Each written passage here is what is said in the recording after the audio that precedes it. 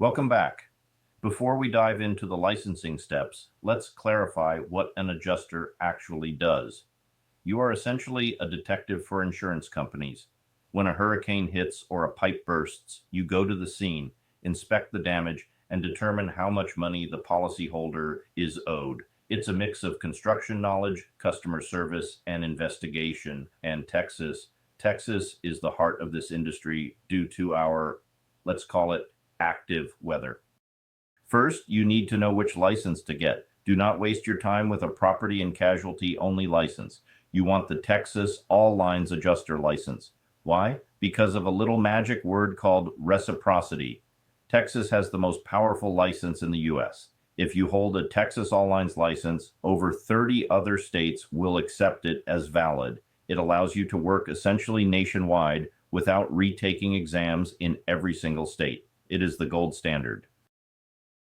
So, are you eligible? The bar isn't impossibly high, but it is strict. You must be at least 18 years old, a U.S. citizen or legal resident, and, this is key, you must pass a background check. You don't need to be a Texas resident to get this license. In fact, many people from states that don't license adjusters use Texas as their designated home state just to get that reciprocity we talked about. Here is the meat of the process. The state requires a 40-hour pre-licensing course. You can't skip this. This course covers everything from insurance terms like indemnity and subrogation to the specific laws governing Texas policies. It's dense and it can be dry. But here is the pro tip. If you take this course through a state-approved provider like the Texas Insurance Training Academy, the final exam in their course counts as your state exam. You don't have to go to a separate testing center.